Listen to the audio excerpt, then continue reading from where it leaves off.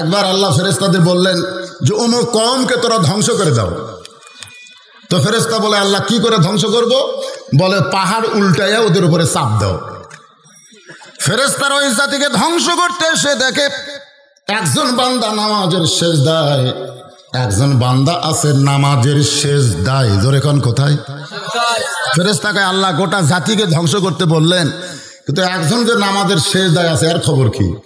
আল্লাহ বলতে সবাইকে একবার চাপ দাও আর দুইবার দাও, ডবল চাপ মারো। ফেরেশতাকে আল্লাহ আপনার হুকুম আমল করতেছে, নামাজের সেজদাত আছে, এরপরে এক ডবল চাপ কেন? বলে ও একলা একলা জান্নাতে যাবার চায়, আহাল পরিবার সমাজের দিকে ওর কোনো খেয়াল নাই। আজকে আমাদের বাংলাদেশে আমরা আলেমারা একা একা জান্নাতে যাবার পারবো না।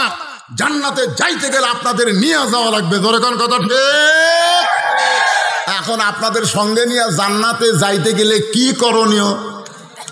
এই করণীয়র কথাটাই আপনাদের সামনে বলা দরকার। যতদূর পর্যন্ত বলা যায়, আমি বর্তমানে ডাইরেক্ট কোনো ওয়াজ করি না, ডাইরেক্ট কোনো কথা বলি না আপাতত।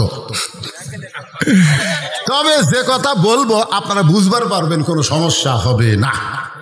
আমি যে আয়াতে কারিমা তেলাওয়াত করেছি, এই আয়াতকে সামনে নিয়ে আজকে তাফসির হবে। আয়াতটা কি খেয়াল করছেন? ইয়া আইয়ুহাল্লাযীনা আমানু, আল্লাহ বলতেছে যারা আমাকে বিশ্বাস স্থাপন করেছ। আমরা সকলে আল্লাহকে বিশ্বাস করি, করি না? কিন্তু দৃঢ় বিশ্বাস না ফেস্টা বিশ্বাস। এখন আপনাদের কাছে একটা দৃষ্টান্ত দেই। আচ্ছা, মুয়াজ্জিন যে ফজরের নামাজের আজান দিয়ে বলতেছে আসসালাতু খায়রুম মিনান নাওম, আপনারা বলেন তো এটা কি মুয়াজ্জিনের কথা না আল্লাহর কথা? তাহলে আল্লাহকে বিশ্বাস করলে আল্লাহ কি বলতেছে? যে ঘুম হইতে নামাজ উত্তম। আপনারা কি দরজা তাড়াতাড়ি খুলে বের হন না?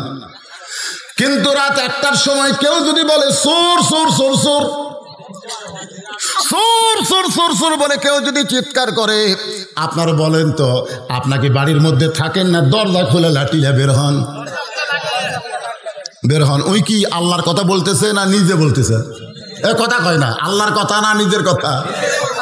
তো বার হয়ে সবাই বলে এই বেটা চোর কোথায়? এই আমরা চোর ধরার জন্য বের হলাম, চোর কোথায়? তখন বলে ভাই খেড়ের পালার ধারে একটা কুত্তা লুকায় ছিল, ওই সরজকের বার হচ্ছে আর আমার মুখ দেওয়ার আছে চোর। এই কথা বলার পরে তো আবার ঘুরে বার পারিনি ভাই রে। হায় হায় রে, একটা লোক মিথ্যা কথা বললো, তার কথা বিশ্বাস করে আমরা লাঠি নিয়ে বের হলাম রাত 1টায়। আর মুয়াজ্জিন আল্লাহর কথা বলতেছে, তার কথা ঠিক মতো বিশ্বাস করতে পারলাম না। কেউ যদি বলে হুজুর আমি বিশ্বাস করছি কিন্তু নামাজ পড়িনি, এলাকা সম্পূর্ণ ভুয়া কথা। আল্লাহ কোরআনে বলেন অমিনান নাসি মান ইয়াকুলু আমান্না বিল্লাহি ওয়া বিল ইয়াউমিল আখিরি ওয়া মা হুম বিমুমিনিন। আল্লাহ এর মধ্যে কি বলতেছে? আল্লাহ বলতেছে আখিরাতকে বিশ্বাস করে, পরকালকে বিশ্বাস করে, আল্লাহকে বিশ্বাস করে। আল্লাহ বলতেছে ওয়া মা হুম বিমুমিনিন, তারা মুমিন নয়। এখন তারা মুমিন যদি না হয় তারা কি? ইয়া আইয়ুহাল্লাযীনা আমানু, এই ছেলেরা এই যুবকেরা সবাই খেয়াল করে কথা শোনো। এমন সব হতে বুঝলেন, বক্তার ওয়াজের খেয়াল নাই, ওরকে খেয়াল খালি মোবাইল। একেবারে এরকম মোবাইল দিয়ে ফ্রি ফায়ার পাবজি খেলতেছে রাস্তার ধারে বসে। ওই রাস্তা দিয়ে একটা কুত্তা যাচ্ছে, কুত্তা চিন্তা করে, কুত্তারও চিন্তা আছে তো, আমি দৌড়াদৌড়ি করি ক্ষুধার অন্বেষা নেই, আর এই বেটা এইভাবে বসে আছি কে রে? অনেকক্ষণ দেখার পরে কুত্তা যায় লাগ দেয়া সঙ্গীছে, আর পিঠে লাগ দেয়া সঙ্গে দেখে ওই লড়েও না চড়েও না, একেবারে ব্যস্ত হয়ে আছে। তখন কুত্তা রাগ করে একেবারে ঠ্যাং তুলে মেরে দিছে, পেশাব করে দিছে। ও তখন তাকায় দেখে কুত্তা গেল। হায় হায় রে যুবক যারা আসো, একটু মনোযোগ দিয়ে খেয়াল করে কথাগুলো শোনো। ইমানদারকে লক্ষ্য করে আল্লাহ বললেন যারা ইমান গ্রহণ করেছো তাদেরকে আল্লাহ বললেন আত্তাকুল্লাহ, ভয় করতে হবে কাকে? আরো জোরে জোরসে বলুন। নেতাকে, এমপিকে, মন্ত্রীকে, প্রধানমন্ত্রীকে, পুলিশকে, র্যাবকে। দেখছেন প্রথম যখন কিছু ভয় করতে হবে কাকে, তখন কিন্তু সবাই জোরে করছেন আল্লাহকে। যেই পর থেকে নেতা, এমপি মন্ত্রী তখন ওই ডাউন হয়ে গেছে, ডাউন।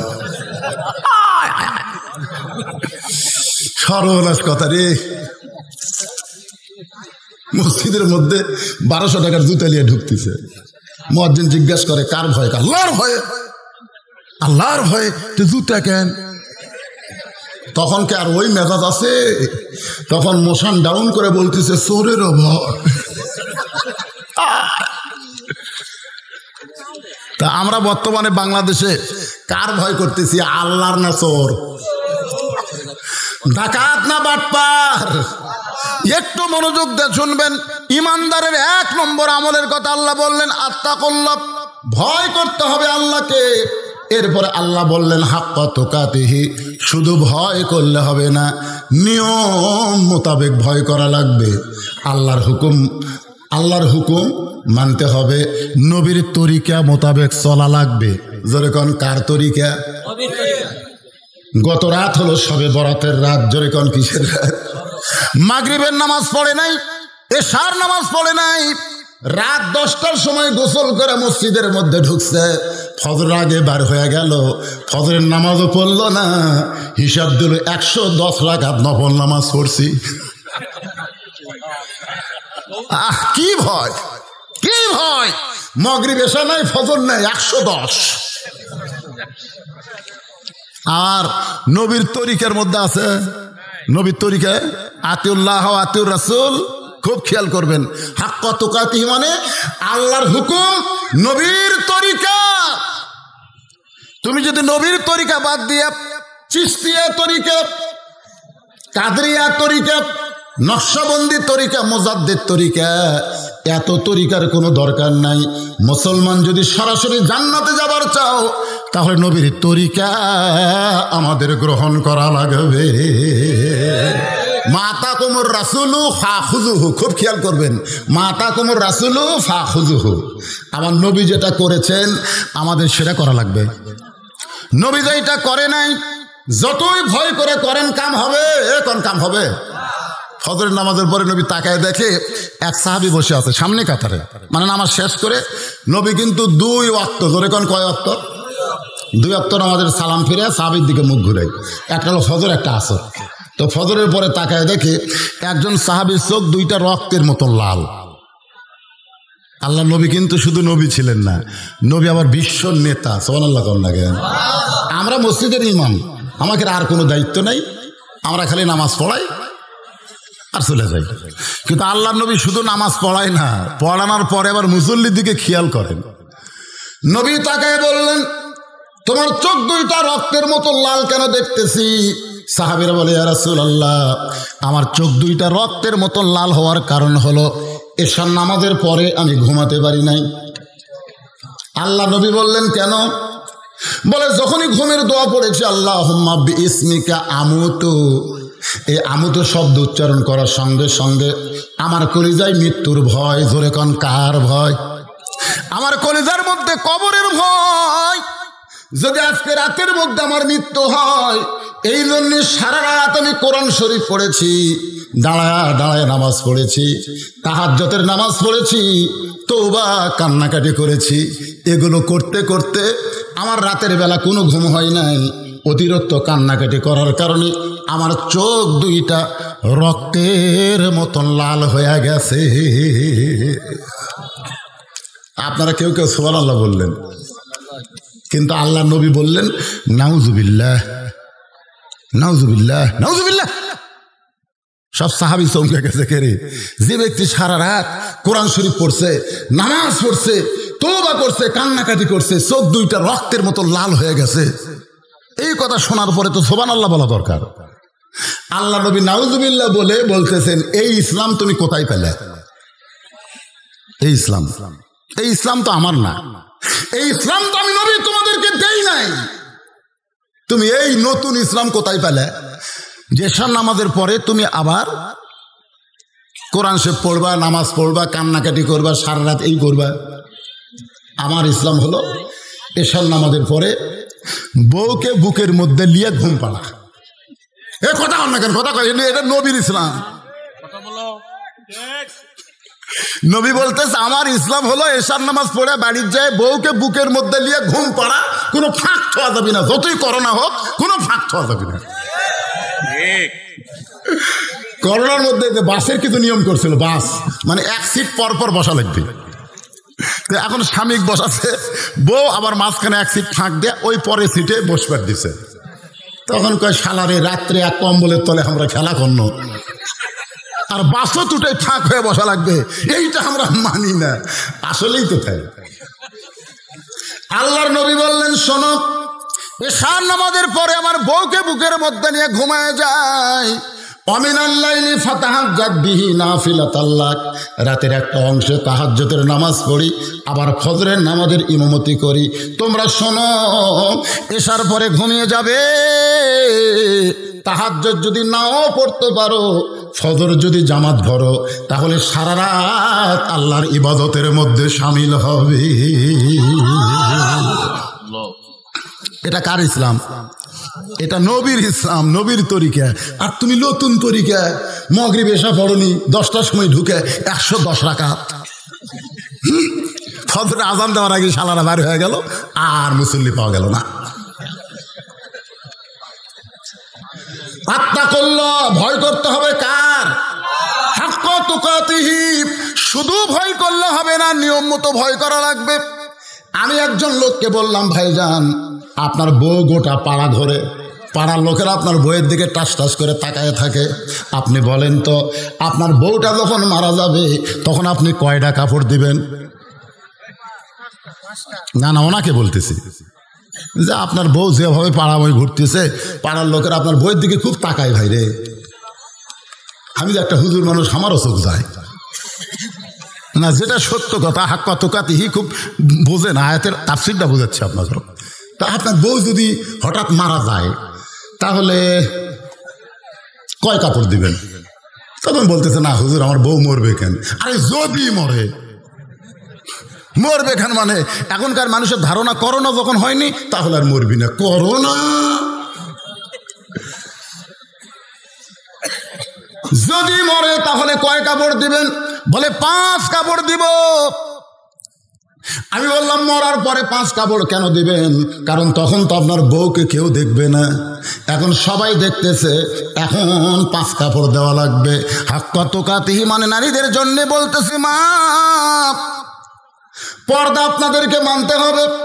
আমি আসার সময় দেখলাম অনেক মেয়ের আজকের মাহফিল আসতেছে, তারা বারবার সালুবালু করতে, সালুবালু বগলার মাঝে এদিক তাকায় এদিক তাকায়, তাদের সোপা খোপা সব দেখা যায়। অকরনা ফি বুয়ুতিকুন্না ওয়ালা তাবাররুজনা তাবাররুজাল জাহিলিয়াতিল উলা। রে মেয়েরা, তোমরা ঘরের মধ্যে থাকো, তোমরা ঘরের বাহির হও না। কোনো প্রয়োজনে যদি ঘরের বাহির হও তাহলে হেজাব পর্দা নিয়ে বের হওয়া লাগবে। হুকুম কা আব্দুল কাদের জিলানী রহমতুল্লাহর নাম শুনছেন? উনি একদিন সাগরিকদের নিয়ে জান্নাতুল বাকি কবর জিয়ারত করতেছেন। জান্নাতুল বাকি কোথায় অবস্থিত? আল্লাহ নবীর রওজার পাশে সবচাইতে বড় গোরস্থান, যে গোরস্থানের মধ্যে 10,000 সাহাবী রয়েছে। সুবহানাল্লাহ কোন? সেই গোরস্থানের মধ্যে আব্দুল কাদের জিলানী রহমতুল্লাহ আলাইহি যখন কবর জিয়ারত করে, কবর জিয়ারত আপনারা কিভাবে করেন? আমরা কিভাবে করি? কবরের পাশে দাঁড়ায় কোরআন শরীফ তেলাওয়াত করি, দোয়া দরুদ পড়ে এরকম 2খানা হাত তুলে আমরা দোয়া করি। জোরে কোন কথা ঠিক কি না? করি কি করি না? এই নিয়মে আমি মদিনার রাসূলের রওজার পাশে দাঁড়ায়া এই নিয়ম কেবল হাত তুলছি, এইভাবে যেই তুলছি এক পুলিশ দৌড়ে আসে, এক লাঠি। ওরা মারে না, কিন্তু আবার মনে করেন যে মদিনা মক্কার পুলিশ আমাকে মেহমান হিসাবে সম্মান করে। সুবহানাল্লাহ। কারণ সৌদি সরকার বলেছে, পৃথিবীর যে কোনো দেশ থেকে কোনো মুসলমান যদি মক্কা মদিনায় আসে তোমরা বুঝে নিও ওরা আমাদের মেহমান। সুবহানাল্লাহ বলেন। হ্যাঁ, তো এখন এই হাত যেই তুলছি, লাঠি নিয়ে আসে আমার হাতের উপর একদম ঠাসি মারতেছে, মানে নিচের দিকে ঠাসি দিয়ে, মানো কুল্লু হারাম, মানো, মানে এরকম হাত তোলা সম্পূর্ণ হারাম, মানো না জায়েজ।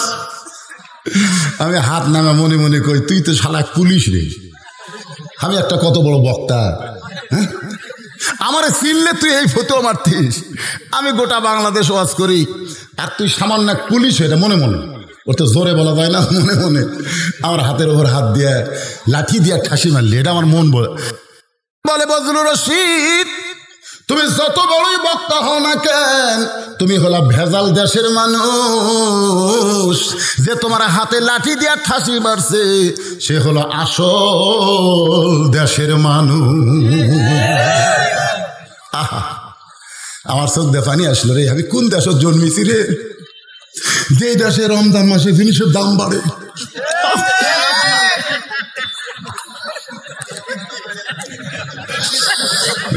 কোন দেশত জন্ম নিছি ভাই রে। রমজানের চাঁদ উঠলে মনে হয় দোকানদাররা ডাকাত হয়ে যায়।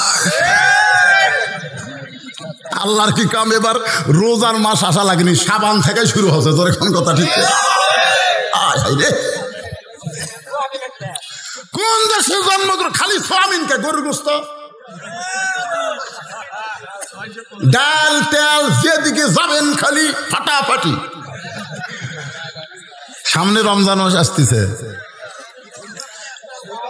তাহলে আমার ইমাম কি বলতেছে? বজলুর রশিদ, তুমি হলে কোন দেশের মানুষ? আরো জোরে কোন। কোরআন আছে, কোরআন আছে, কিন্তু কোরআনের আইন নাই। যেখানে কোরআন থাকবে কোরআনের আইন থাকবে না।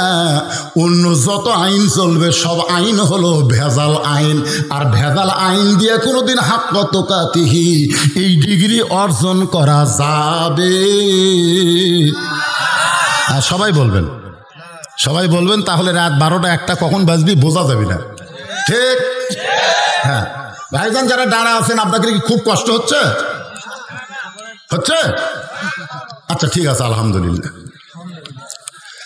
একটু মনোযোগ দিবেন। আব্দুল কাদের জিলানী রহমতুল্লাহ আলাইহি জান্নাতুল বাকির মধ্যে কবর জিয়ারত করতেছেন। হঠাৎ একজন শিষ্য শাগরেদ বলে, হুজুর আপনি চোখ বন্ধ করলে গোটা পৃথিবীর খবর বলতে পারেন। মুরিদেরা, ছাত্ররা পীর সাহেব সম্পর্কে একটু ধারণা কম করে না বেশি করে? এজরকান কম করে না বেশি করে? মানে সম্মান দিবার যায়া অতি ভক্তি। মানে এক পীর সাহেব এরকম চিরুনি দিয়ে দাড়ি হাসাবার গেছে, একটা দাড়ি উঠে পড়িছে, চিরুনি হাসি পড়ে আছে। মুরিদ চিন্তা করে, এই দাড়ির উপর কেউ যদি পাও দেয়, না আমার বাবার দাড়ি, এরা কেউ পাও দিয়ে খুঁজলে বদনাম হবে, দরকার নেই। ওই দৌড়ে যে দাড়িটা তুলে চুমা খায়া বাড়িতে নিয়ে গেছে। বাড়ির যায় লাল কাপড় দিয়ে ওই দাড়ি পেছে তাকের উপরে থুয়ে লেগে রাখছে, হুজুরের দাড়ি মোবারক। এই দাড়িকে প্রতিদিন সকালবেলা একবার করে সালাম দেয়, 2বার করে চুমা খায়। মিন শারিল ওয়াসওয়াসিল খান্নাস, ওর ভিতরে খান্নাস ধোকা দিছে যে দাড়ি যত্ন করার কারণে তোর বরকতের দরজা খুলিছে। তো এখন পীর সাহেব 10,000 মুরিদ নিয়ে একদিন এরকম ওয়াজ করতেছে। ওই পাগলা সাইড এসে বলতেছে, আমার হুজুরকে আপনারা চিনেন? যদি চিনতেন। পীর সাহেব কয়, কি খবর স্যার? হুজুর আপনি তো ওয়াজ করতেছেন, 1টা মিনিট কই আপনার পক্ষে। হুজুর একটা দাড়ি মোবারক যত্ন করার কারণে আমার গোটা বাড়ি বরকতে পরিপূর্ণ হয়ে গেছে। তখন সমস্ত মুরিদ কয়, আমরাও দাড়ি নেব। পীর সাহেব মনে মনে চিন্তা করে, অতি ভক্তি দেখাবার যায় এখন কি হলো? সমস্ত মুরিদ কয়, হুজুর আমরাও দাড়ি নিব। পীর সাহেব বলতেছে, দাড়ি হাসরানোর পরে যদি পড়ে তাহলে তোমরা নিও। কয় অত ধৈর্য আমাকে নাই, এখনই চাই। বলে কিভাবে নিবা? বলে না দিলে আমরা জোর করে দাড়ি উঁকড়া নিব। এখন এক পীর 10,000 মুরিদ পীরক পাড়া ফেলে দিয়ে যত দাড়ি আসলো সব দাড়ি উঁকড়ে নিয়ে সবাই একটা করে ভাগ করে নিয়ে চুমা খায়। বলে হুজুরের দাড়ি মোবারক। হুজুর গালে হাত দিয়ে দেখে রক্ত দিয়া গোটা গাল ভিজে গেছে। এরকম পীরের ব্যাপারে কতগুলো মুরিদ অতিরঞ্জিত আছে না নাই? দরকার আছে না? একজন মুরিদ বলে, হুজুর আপনি চোখ বন্ধ করলে গোটা পৃথিবীর খবর বলতে পারেন। আপনি একটু চোখ বন্ধ করে দেখেন তো, এই জান্নাতুল বাকির কোন জায়গায় ফাতেমার কবর? কোন জায়গায় কার কবর?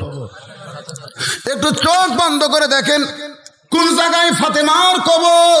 আব্দুল কাদের জিলানী ছোট্ট বাচ্চার মতন কান্না শুরু করে বললেন, এই জান্নাতুল বাকির মধ্যে মা ফাতেমার কবর আছে, কিন্তু কবরটা কোন জায়গায় এটা কিয়ামত পর্যন্ত বলা যাবে না। সমস্ত মুরিদ বলে, হুজুর জান্নাতুল বাকির মধ্যে ফাতেমার কবর আছে, কিন্তু কবরটা কোন জায়গায় কেন বলা যাবে না? আব্দুল কাদের জিলানী বললেন, ফাতেমা হলো জোহরা। জোরে কোন ফাতেমা কি? জহুরা। একটু মনোযোগ দিবেন, খাতুনে জান্নাত ফাতেমা তো জহুরা। আমার যে মায়ের আজকে লাইনের পর লাইন ধরে হাজার হাজার নারীর এসেছে, পর্দার অন্তরালে বসেছে, ওই মা বোনদের জন্যে হাক্কা তোকাতিহি বুঝাইতে গেলে এই জহুরা নিয়ে একটু ওয়াজ করা দরকার। কারণ মা বোনেরা যদি ভালো হয়ে যায় আমাদের আর কোনো টেনশন নেই। এখনকার মায়েরা কি করে জানেন? বাচ্চা কাচ্চা যখন খাবার চায় না তখন মোবাইলের গেম খেলা মুখের সামনে দেয়, এই দেখো এই দেখো গেম খেলা দেখো। গেম খেলা দেখে আর পক পক করে ওই খেলা দেখা ব্যস্ত হয়ে গেছে, এদিকে মুখের মধ্যে ঢুকে দিচ্ছে। ওই এক হাত থালি খাওয়ার পরে ওই বুঝবারই পারেনি যে পেটের মধ্যে ঢুকছে। আর আগেকার মায়েরা বলতো, আল্লাহুম্মা বারিক লানা ফিমা রাযাকতানা ওয়াকিনা আযাবান্নার, বিসমিল্লাহি আলা বারাকাতিল্লাহ বলে সন্তানের মুখে খাবার দিত। আর এখনকার মায়েরা মোবাইলের গেম দিয়ে সন্তানদের খাওয়ায়। ঠিক কথা কন না কেন? আপনাদের ঘরের খবর আপনার বুঝতে পারতেছেন না? কোনো ছেলে যদি কান্দে, বাচ্চা যদি কান্দে, তখন মা কয়, যা এই মোবাইলে যা যা। কান্না বন্ধ করার জন্য মোবাইল দেয়। ও এখন মোবাইলে গেম খেলে, খেলা দেখতে দেখতে দু এক সময় টিভি পড়ে অন্য জায়গা তো যায়, জোরে কম যায় না, খালি চোখ মিটি মিটি করতেছে আর দেখতেছে।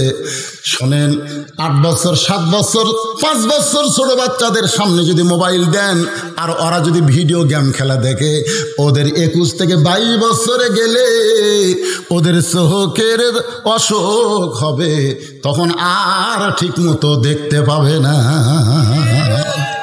আমি মায়েদের বলবো, মা একটু মনোযোগ দা শোনেন। সমস্ত মুরিদরা বলে, হুজুর জোহরা মানে কি? জোহরা মানে কি একটু আমাদের বুঝায় দেন। আব্দুল কাদের জিলানী বললেন, এই জোহরা মানে যদি তোমরা শুনতে চাও তাহলে একটু ব্যাখ্যা বিশ্লেষণ শুনতে হবে। হাক্কা তুকাতিহি ওয়ালা তামুতুন্না ইল্লা ওয়া আনতুম মুসলিমুন। আল্লাহ বলতেছেন তোমরা মৃত্যুবরণ করো না, এটা আমাদের জন্য আল্লাহ বলতেছে তোমরা মৃত্যুবরণ করো না যতক্ষণ পর্যন্ত তোমরা মুসলমান না হবে। আমরা কোন ঘরে জন্ম নিয়েছি? কোন ঘরে? মুসলমানের ঘরে জন্ম নেওয়ার পরে আল্লাহ বলতেছে মুসলমান না হয়ে মরো না। তার মানে বোঝা গেল মুসলমানের ঘরে জন্ম নেওয়া সহজ, কিন্তু মুসলমান হয়ে মরা আরো জোরে কন। এই উঠব শুরু হলো কেন? এরা কোন জাতের রে? কেবল আসল কথার দিকে যাচ্ছি। মরবেন না? এই মরবেন না? মনে হচ্ছে মরবি না, মশান মারতেছে। মরবি না? মুসলমান না হয়ে যদি মরেন তাহলে আমাদের অবস্থা কি হবে? আর মুসলমান হয়ে যদি মরতে পারি আমাদের মৃত্যু হবে না। আমাদের জন্য আফতিহাত আবওয়াবুহা ওয়া ক্বালা লাহুম খাযানাতুহা সালামুন আলাইকুম তিবতুম ফাদখুলুহা খালিদিন। আব্দুল কাদের জিলানী বললেন, এশার নামাজের পরে হযরত আলী, নাম কি, ঘরের মধ্যে ঢুকছে। ঘরের মধ্যে ঢুইকে দেখে ঘরও সুন্দর, হাসান হোসেনকে সুন্দর করে সাজায় রাখছে। মা ফাতেমা সুন্দরী। আল্লাহ নবী বলেছেন, আমার ফাতেমাকে আল্লাহ এত সুন্দরী বানাইছে, জান্নাতের হুরেরা দেখলে হুরেরাও পর্যন্ত লজ্জিত হবে। সুবহানাল্লাহ কন না কেন? তাহলে ফাতেমা কি সুন্দরী কম না বেশি? আজকালকার মেয়েরা মনে করে কালো মেয়ে, অসুন্দরী মেয়েরা বোরকা পরবে। পরিমণি বোরকা পরবে কেন? পরিমণি লঙ্গি ড্যান্স মারবে, যুবকের মাথা নষ্ট করবে। আমি অনেক যুবককে বলছি, যুবক সবচাইতে সুন্দরীকে? বলে আমার চোখে পরিমণি, কারণ পরিমণি বেশি কাপড় খুলেছে আর যুবকের কাছে সুন্দরী মনে হয়। আসলে যে মেয়েরা বেশি বেশি বেপর্দা হবে এরা সুন্দরী না, এরা হলো শিলা কলা ব্রয়লার মুরগি। জোরে কোন কথা ঠিক কি না? ব্রয়লার মুরগি আপনাকে কেমন লাগে? কথা না। আর শিলা কলা কিনা খান, হ্যাঁ ধরে খান, কিনা খান। একটু মনোযোগ দিয়ে শুনবেন। মা ফাতেমা সুন্দরী সাইজা গুইজা বসে আছে। হযরত আলী ঘরের মধ্যে গিয়ে আল্লাহর শুকর আদায় করতেছে। কারণ কোনো পুরুষ মানুষ যখন ঘরের মধ্যে যায় আর ঘরের মধ্যে গিয়ে যদি ঘরের সব কিছু সুন্দর দেখতে পায়, আপনি বলেন তো পুরুষ মানুষের মন খুশি হয় না বেজার হয়? কিন্তু ঘরের মধ্যে জিয়া দেখে কম্বল আউলা ঝাউলা, বালুসারটা ওয়ার খোলা, কুল বালুস খাটের তলে পড়ে আছে, খেতা আর্ধেক তুলা আর্ধেক পাড়া আছে। বউয়ের দিকে তাকায় দেখে বউ এটি কালি ভরাতছে, এটি হলুদ ভরাছে, গোটা গাও খালি ঘামে দুর্গন্ধ হয়ে গেছে। সন্তানের দিকে তাকায় দেখে এক সন্তান কাঁদতেছে, আর এক সন্তান ভাত খাচ্ছে, গোটা মুখ টুক সব মাকে গেছে। এগুলা মরদ মানুষ দেখে কি কয়, আল্লাহ রাস্তায় ভালো, ঘরের মধ্যে ঢুকে আমার যেন গজব শুরু হলো। রাস্তায় যখন কোনো মেয়ে মানুষ দেখে তখন কলজা ভরে দেখে এটা কার বউ রে, এটা কার বউ রে, এত সুন্দরী। কিন্তু ঘরের মধ্যে যায় নিজের বউয়ের দিকে তাকাইলে দেখবার মন চায় না। হযরত আলী আল্লাহর শুকর আদায় করে বলে, আল্লাহ আমার ঘরও সুন্দর, হাসান হোসেনও সুন্দর, আমার বউটাও সুন্দর। এমন সময় আলহামদুলিল্লাহ বলে যখন শুকরিয়া আদায় করে, সঙ্গে সঙ্গে ফাতেমা দুইটা সন্তানকে বলে, বাবা তোমার বাবার সঙ্গে আমার গোপন কিছু গল্প আছে, তোমরা দুই ভাই একটু অন্য ঘরে যাও। যেই মাত্র বলেছে হাসান হোসেনকে, তোমার বাবার সঙ্গে আমার গোপন কিছু গল্প আছে, তোমরা দুই ভাই একটু অন্য ঘরে যাও। হাসান হোসেন মুস্কি মুস্কি হাসতেছে। মুস্কি মুস্কি হাসার কারণ হলো, কারণ মা সাইজা গুইজা বসে আছে কার জন্যে? ধরে গান কার জন্যে? বাবার জন্যে। আর এখন বাবা ঘরের মধ্যে আসার সঙ্গে সঙ্গে মা যখন বলতেছে, বাবা তোমরা অন্য ঘরে যাও, তোমার বাবার সঙ্গে আমার গোপন কিছু গল্প আছে, হাসান হোসেন বুঝবার পারছে, মুস্কি মুস্কি হাসতেছে। এই জন্য আল্লাহর নবী বলেছেন, তোমাদের সন্তান 2 বছরের বেশি যখন বয়স হবে, তখন সন্তান ঘরের মধ্যে থাকা অবস্থায় স্বামী স্ত্রী কোনো মহব্বত করতে পারবে না। স্বামী স্ত্রী মহব্বত করলে ওরা বুঝবার পারবে। হাসান হোসেন যখন দুই ভাই অন্য ঘরে যায়, সঙ্গে সঙ্গে মা ফাতেমা ঘরের দরজা বন্ধ করে দেয়। আপনার বলেন তো, সন্তান দুইটাকে অন্য ঘরে পাঠায় দিয়ে বিবি যদি দরজা বন্ধ করে, তাহলে স্বামী খুশি হয় না বেজার হয়? খুশি হয়। কিন্তু যারা দেওয়াল টোকে বোঝেন না, ওই প্রসাদ বাজারে যায়, দেওয়ালের দিকে টিমের মতন চাই আস, তো আর তাকানোর দিকে আমিও তাকালাম, কিন্তু কি রে লেখা আছে ইন্ডিয়ান হারবাল। কি লেখা আছে? Indian herbal. 2 মাস যদি কোর্স কমপ্লিট করেন, বড় হবি, মোটা হবি, কাঠগুলা সোজা হবি। নাউজুবিল্লাহ বলা মন চায় না? ওই যুবকেরা, মরদ মানুষ তুমি, পুরুষ মানুষ তুমি, কোরআনের মাহফিলে বসেছো তুমি, আজকে কোরআন থেকে এমন একটা ওষুধ তোমাদের হাতে দিয়ে দেব, আর ইন্ডিয়ান হারবাল খাওয়া লাগবে না। অনুনাজ্জিলু মিনাল কোরআনি মা হুয়া শিফাউ ওয়া রাহমাতুল লিল মুমিনিন। এই কোরআনকে মুমিনদের যাবতীয় রোগের ঔষধ হিসাবে আল্লাহ নাজিল করেছে। সুবহানাল্লাহ। কোরআনের কাছে না ইন্ডিয়ার কাছে যা, ইন্ডিয়ার কাছে যাবা, ইন্ডিয়া। সব পুরুষ মানুষ বউ দরজা বন্ধ করলে খুশি হয় না, অনেকে টেনশনে পড়ে, ধরে কোন ঠিক কিনা? কিন্তু মা ফাতেমা যখন দরজা বন্ধ করেছে, হযরত আলী তখন মুস্কি মুস্কি হাসতেছে। মুস্কি মুস্কি হেসে 2টা হাত বিবির দিকে বাড়ায় দিয়েছে। মা ফাতেমা দৌড়ে গিয়ে স্বামীর বুকের মধ্যে মাথা রাইখা ফোঁপায় ফোঁপায় কাঁদতেছে। আলী বলে, ফাতেমা কান্দো কেন? বলে, কান্দার কারণ হলো আর কোনোদিন ঘর সাজাবার পারবো না, আর কোনোদিন হাসান হোসেনকে সাজা দেবার পারবো না, আর কোনোদিন নিজের সাইজা গুইজা আপনার সামনে দাঁড়াবার পারবো না, কারণ আজকে গভীর রাত্রে ফাতেমার মৃত্যু হবে। যেই মাত্র কইছে আজকে গভীর রাত্রে ফাতেমার মৃত্যু হবে, গাছের গোড়া কাটলে গাছটা যেমন ঠাস করে পড়ে যায়, হযরত আলী তেমনি পড়ে গেলেন ঘরের মাঝে। যত বড় আসাদুল্লাহিল গালিব হোক না কেন, মৃত্যুর কথা মানুষকে দুর্বল করে দেয়। জোরে কোন কি করে দেয়? আল্লাহ বলেছেন, লা তামুতুন্না, মৃত্যুবরণ করো না ইল্লা ওয়া আনতুম মুসলিমুন, যতক্ষণ তোমরা মুসলমান না হবে। মুসলমান হয়ে যদি আমরা মরতে চাই, রে আল্লাহর বান্দারা, আত্তাকুল্লাহ হাক্কা তুকাতিহি, এই 2টা শব্দের ব্যাখ্যা বিশ্লেষণ আজকে আপনাদের সামনে করব। আর আমার মা বোনদের জন্য আলোচনা করতেছে, একটু মনোযোগ দিয়ে শোনেন। ফাতেমা আস্তে করে স্বামীর মাথাটা উরাতের উপরে নিয়ে কপালে একটা চুম্বন দিয়ে বলে, স্বামী গো, এমন করে আপনি কাঁদবেন না, কারণ আসলে যাইতে হবে। আপনারা বলেন তো, এর চাইতে সত্যি কথা আছে? আসলে, সবাই বলেন, আসলে যাইতে হবে। এখন 6 তালাক, 1.5 লাখ টাকার খাট, 12,000 টাকার কম্বল ওরে তার দিয়ে কয়, আমার বাড়ি, আমার ঘর, আমার নামাইকে কয় না। শহরে সবচাইতে উঁচু বিল্ডিং বানাচ্ছে, ছাদের উপর যায় বলতেছে, সবাই আমার নিচে, লিফট দিয়ে উঠছে, আমাক নামাইকে। কি দিয়ে উঠছে? লিফট দিয়ে উঠছে, আমাক নামাইকে। এই কথাটা পিছন দিকে তাকায় দেখে একজন খাড়া হয়ে আস, তখন কে রে, তুই কোন দিক দিয়ে উঠলু রে? মানুষের চেহারা। তো বলতেছে, ভাই আমি তো উঠিনি রে, আমি আসছি। তো তুই কোথ থেকে আসলু? আমার নাম আজরাইল। তুই বলে নামবু না, তুই বলে নামবু না, তখন নামানোর একটা ব্যবস্থা করতেছি। ইচ্ছা নামাবি, তোর এখন কি করে নামাবি? নামবু না, তাই নিয়ে নামাবি। এখন 6 তালায় 1.5 লাখ টাকার খাট আর 12,000 টাকার কম্বল ওড়ে তেমন দিয়ে কয়, আমার বাড়ি, আমার ঘর, আমাক নামাইকে। আমাক নামাইকে বলে যখন রাত 9টার সময় ঘুমায় গেছে, রাত 3টার সময় একটা ভূমিকম্প। জোরে কোন কি কম্প? এত ফোর্সে নামছে যে কম্বলের মধ্যে লঙ্গি পেঁয়াজ খেয়ে আছে, ওটা পর্যন্ত পড়ার টাইম পায়নি। এখন বলেন, আল্লাহ রে কি করে নামাইছে? ন্যাংটা করে। জোরে কোন কি করে? তাহলে অহংকারী কোনো কথা যারা মানুষ তারা বলবে না, তাদের নরম কথা হলো, আসলে যাইতে হবে। সবাই বলেন, আসলে যাইতে হবে। কখন যাবেন?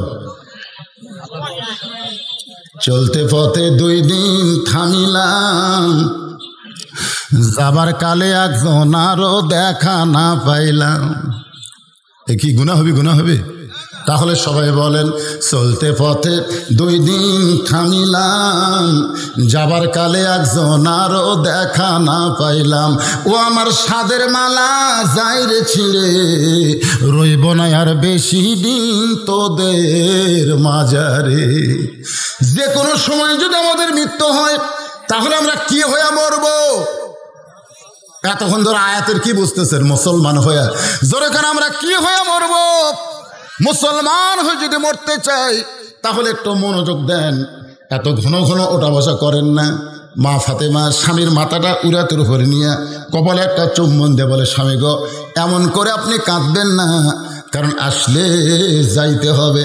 আমি ফাতেমা সব সময় আল্লাহর কাছে দোয়া করেছি, আল্লাহ পর্দার ভিতরে আমাকে মৃত্যু দিও, কারণ দুনিয়াতে শুধু পর্দা মানলে হবে না, মরণটাও যেন পর্দার ভিতরে হয়। জোরে কোন ঠিক কি না?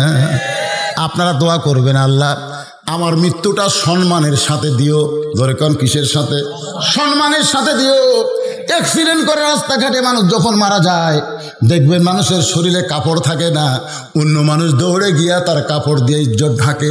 এরকম অসম্মানজনক মৃত্যু যেন আল্লাহ আমাদের না দেয়। আল্লাহ যেন সম্মানের সাথে মুসলমান হিসেবে আমাদের কবুল করে। এই দোয়া করার দরকার আছে না নাই? জোরে করে আছে না নাই? ফাতেমা বলে, স্বামী গো, আমি সব সময় দোয়া করেছি আল্লাহ যেন আমার মৃত্যুটা পর্দার ভিতরে দেয়। আল্লাহ আমার দোয়া কবুল করেছে। এই জন্য রাতের অন্ধকারকে পর্দা বানায়া আজকে গভীর রাত্রে আমার মৃত্যু হবে। আমি মরে যাওয়ার পর আমার 3টা চাওয়া আপনি পুরা করবেন। জোরে কোন কয়টা?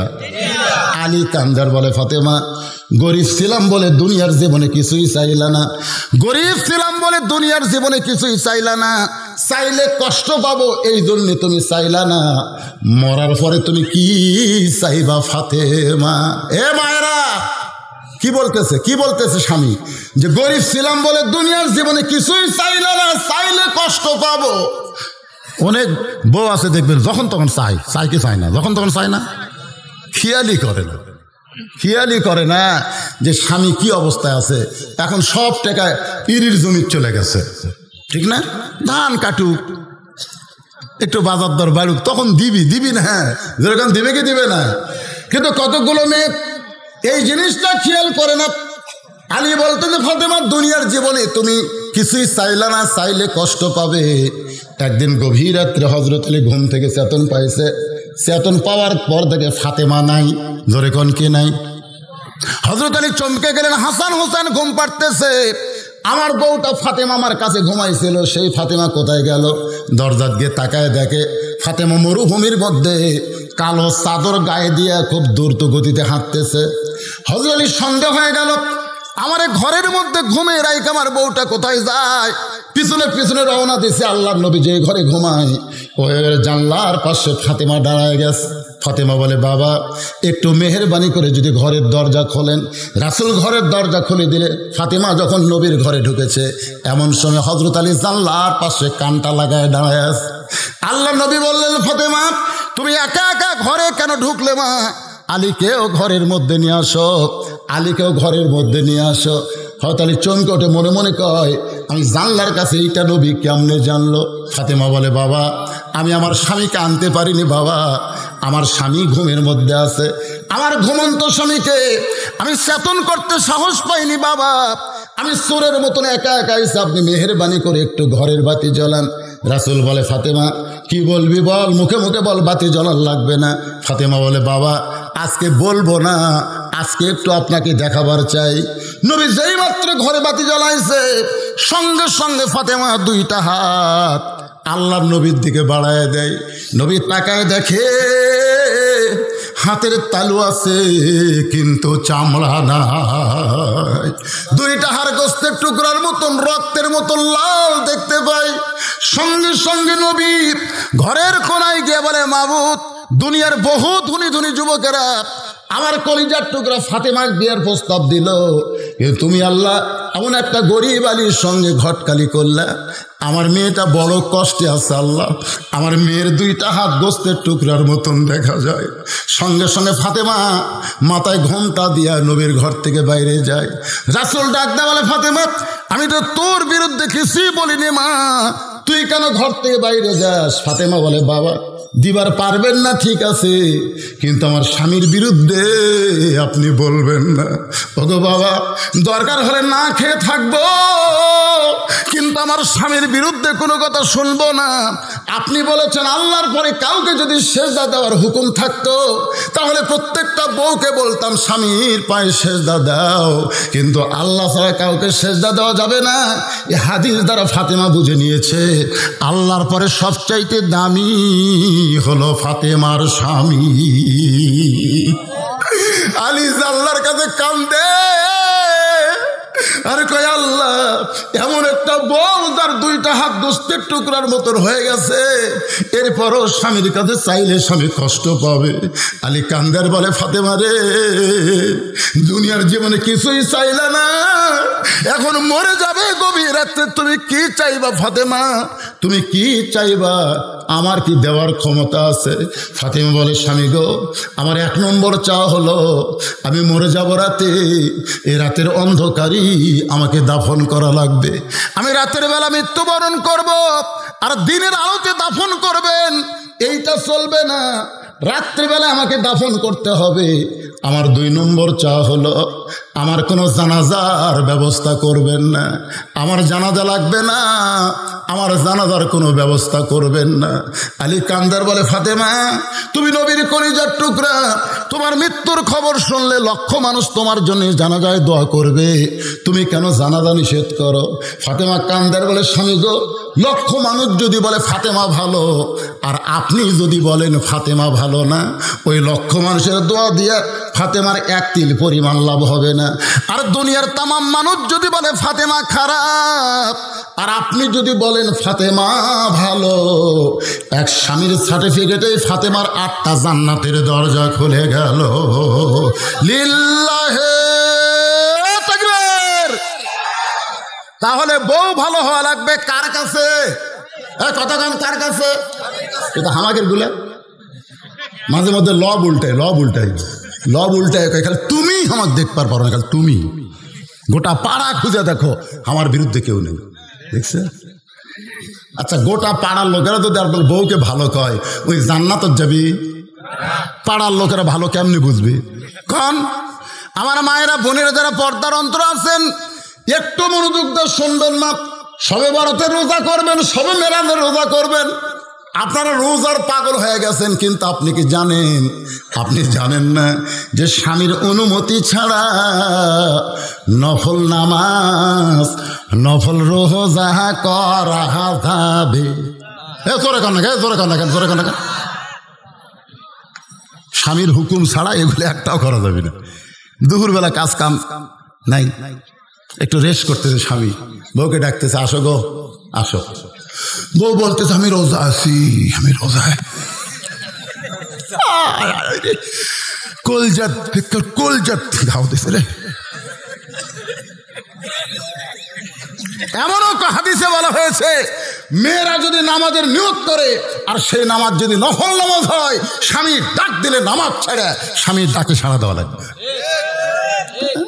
আর আমাদের গুলে ওই দিকটা পাকা আছে, কিন্তু স্বামীর কথা শুনবি না। আমার মায়েরা বোনেরা পর্দার অন্তরালে একটু মনোযোগ দিয়ে শুনবেন। ফাতেমা বলে, স্বামী গো, আমার 3 নম্বর চা হলো আমার লাশটা খাটনিতে তুলবেন না। কারণ খাটনি কান্দে নেওয়ার হাত পা তোকাতিহি, খুব খেয়াল করবে। মেয়ে মানুষের খাটনি কারা কারা কান্দে নিবে? এই মরদ গুলে। কিন্তু ফতোয়া জানা লাগবে তো। এখন শালি মরে গেছে, দুলা ভাই কান দিচ্ছে আর বলতেছে, আমার আদরের শালিকে আমি একটু কবরে নামাবো। আদরের শালি ওর একটু কবরত নামাবি। তখন সমস্ত লোক ফতোয়া দিচ্ছে, হারাম হারাম, শালির লাশ স্পর্শ করা দুলা ভাইয়ের হারাম। দুলা ভাই সাইডে যা মুসকে মুসকে হাসে। এখনই কান দিস, আবার হাসিস কে? হাসার কারণ হলো হারাম কখন হয়। এই শালি যখন জীবিত আসলো, তখন আমার হুন্ডার পাশে চলে কত ফিল্ডিং মারছে, হাইড্রোলিক ব্রেক করছি, ভয়ে হামাক চাপে ধরছে, এক শালাও হারাম হয়নি। আর এখন মরিয়ে গেছে, এই সময় লাশ ধরা হারাম।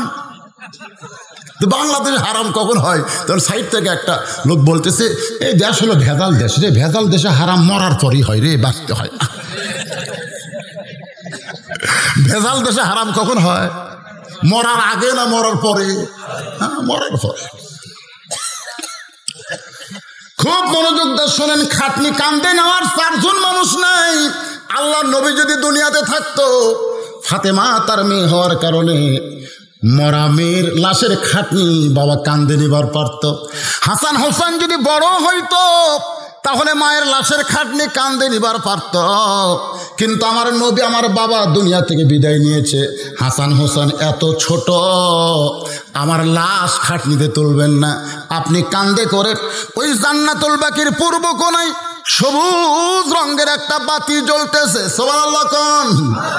হ্যাঁ, অন্ধকার কবর সবার জন্যে না। যারা মুসলমান হয়ে মারা যাবে, আল্লাহ তাদের কবরকে আলোকিত করে দিবে। জানলা নাই, দরজা নাই তো কি হয়েছে?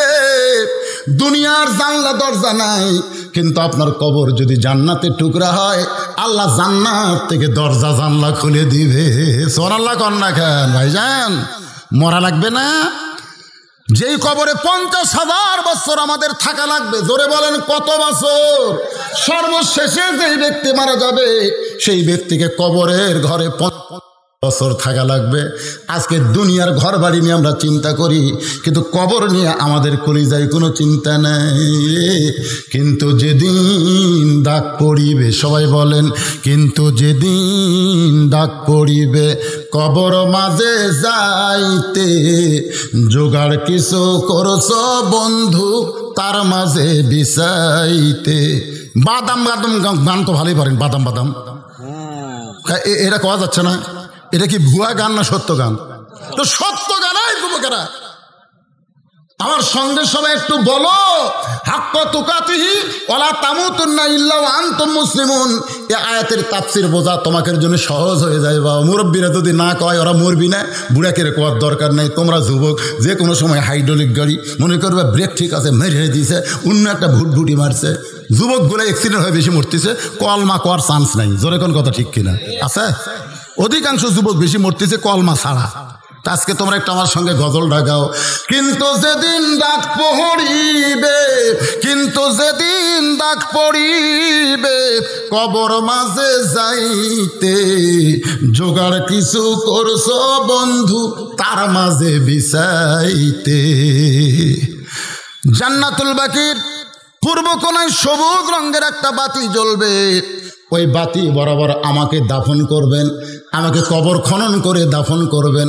ওগো স্বামী, আপনার যদি কবর খুঁড়তে কষ্ট হয়, কারণ নিজের বিবির কবর স্বামীর খোঁড়া খুবই কষ্ট হবে, এই জন্য আপনার একান্ত বন্ধু যদি কেউ থাকে দুনিয়ায়, তার একটু গোপনে বলবেন সে যেন ফাতেমার কবর খনন করে দেয়।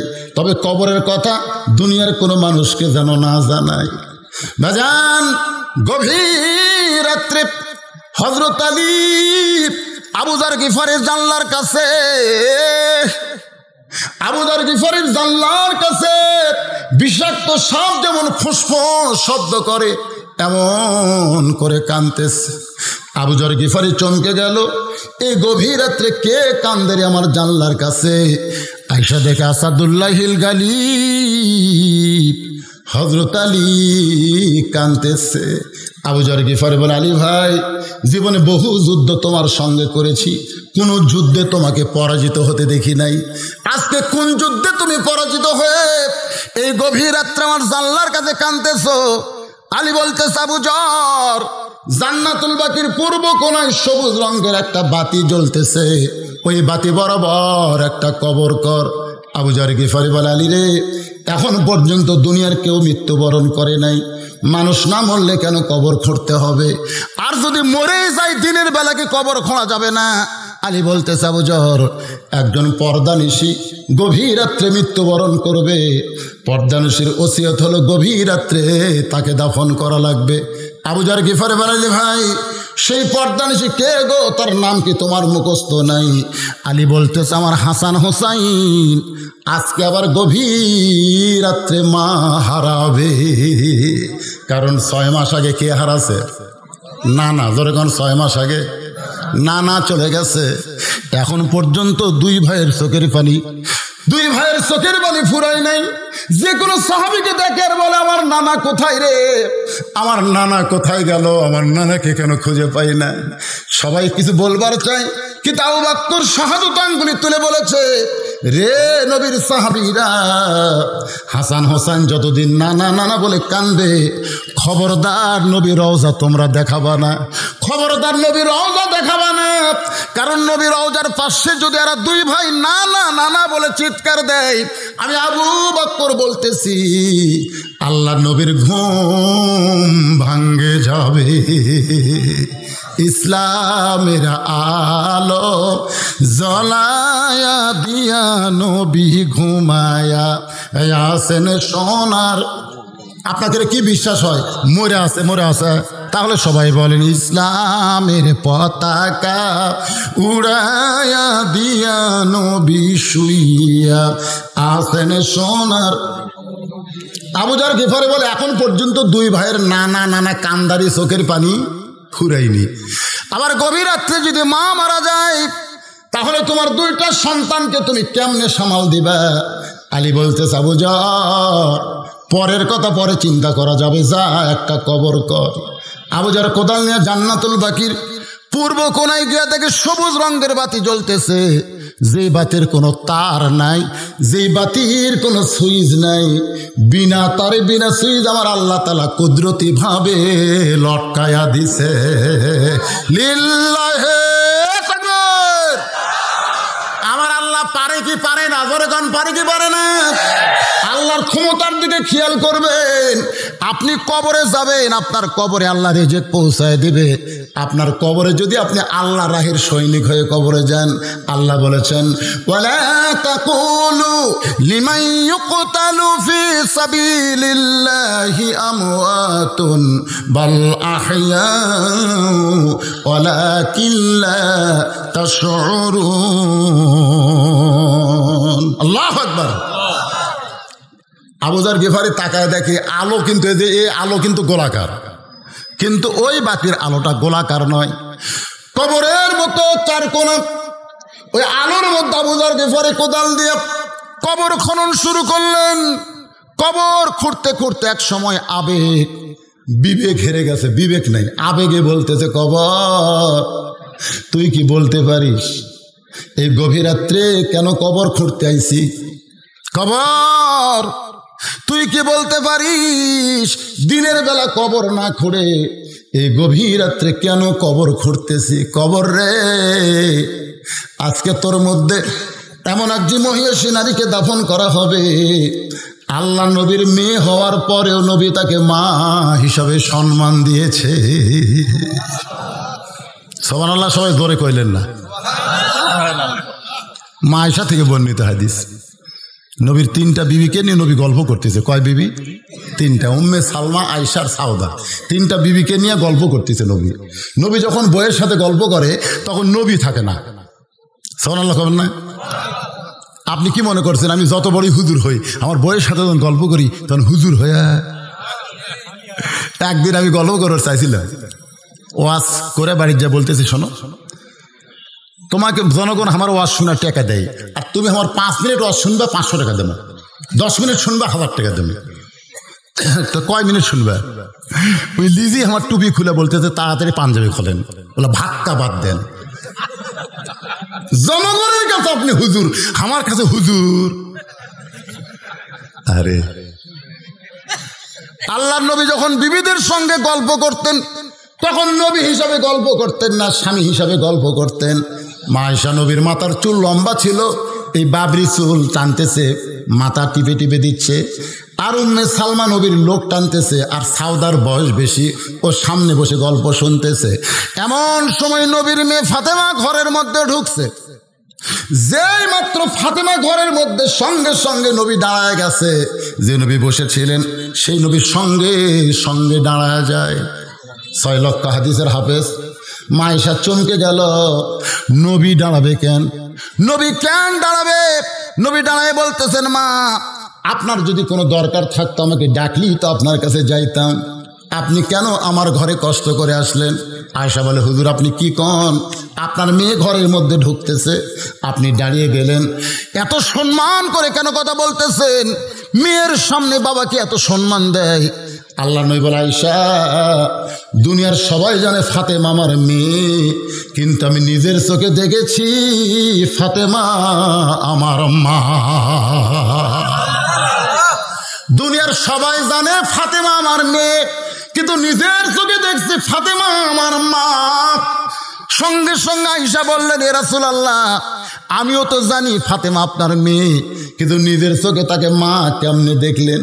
রাসূল বলে, তাহলে শোনো, ওই তায়েফের প্রান্তর থেকে রক্ত মাখা শরীর নিয়ে যখন মক্কাতে চলে আসলাম, তখন আমার দরদের চাচা আবু তালেব দুনিয়াতে নাই, আমার দরদের বিবি খাদিজাও দুনিয়া থেকে বিদায় নিয়েছে, আমাকে আদর সোহাগ করার কেউ ছিল না। তখন আমার 3টা মেয়ে একসঙ্গে ঘরের মধ্যে ঢুকে, কুলসুমা, রোকেয়া, জয়নাব বলতেছে, বাবা তাইফের মানুষ এত পাথর মারলো বাবা, ও বাবা এই কষ্ট আপনি কেমনে সহ্য করবেন? 3টা মেয়ে মেয়ের মতন কথা বলে যখন ঘর থেকে বাইরে যায়, এমন সময় আমার মেয়ে ফাতেমা ঘরের মধ্যে ঢুকি দরজা বন্ধ করে দেয়। আমি নবী চমকে গিয়ে বললাম, ফাতেমা ঘরে ঢুকে কেন দরজা বন্ধ করলে মা? ফাতেমা বলতেছে, বাবা আপনার মাধ্যমে আল্লাহর সঙ্গে একটু কথা বলবার চাই, আপনার মাধ্যমে আল্লাহর সঙ্গে একটু কথা বলবার চাই। আল্লাহ নবী বলে, ফাতেমা দরজা খোল। ফাতেমা বলতেছে, গোপন কথা দরজা খুলে বলা যাবে না।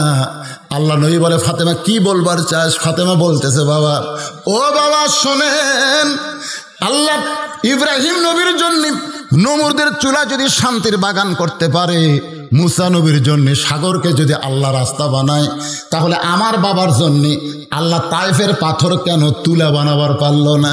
কেন ফুল বানাবার পারলো না? ওরা আপনাকে লক্ষ্য করে পাথর মারবে, কিন্তু পাথর আপনার দেহে ফুল হবে। নমরুদের আগুন যদি ইব্রাহিমের জন্য শান্তি হয়, মুসা নবীর পরশে যদি সাগর রাস্তা হয়, তাহলে আমার বাবার দেহের পরশে কি পাথর ফুল হবার পারে না? পাথর কি তুলা হবার পারে না? গোটা দেহ কাইটা তরতর করে রক্ত বের হয়ে আমার বাবা আহত হয়ে গেছে, এই কষ্ট আমি কেমনে সহ্য করব? এই কথা বলে ফাতেমা ঘরের দরজা খুলে যখন বাইরে যায়, নবী চিন্তায় পড়ে গেলেন, আমার ফাতেমা কি পাগলি হয়ে গেল নাকি? তাকায় দেখে উঠানে পানি গরম করতেছে আর জয়তুনের তেল গরম করে বলতেছে, আল্লাহ তুমি কষ্ট নিও না, তুমি রাগ করো না, তোমার বাবা যদি আজকে তাইফে যাইতো আল্লাহ, আর তাইফবাসী যদি তোমার বাবাকে পাথর মারতো, তাহলে তোমার কেমন লাগতো? তোমার বাবা নাই বলে তুমি ফাতেমার বাবার দরদ বুঝলা না। নবী ডাকতে বলে, ফাতেমা রে, আল্লাহর সঙ্গে ঝগড়া করা হয় না মা। ফাতেমা বলে, বাবা জন্মের আগেই বাবা হারাইছেন, বাবার দরদ আপনি কেমনে বুঝবেন?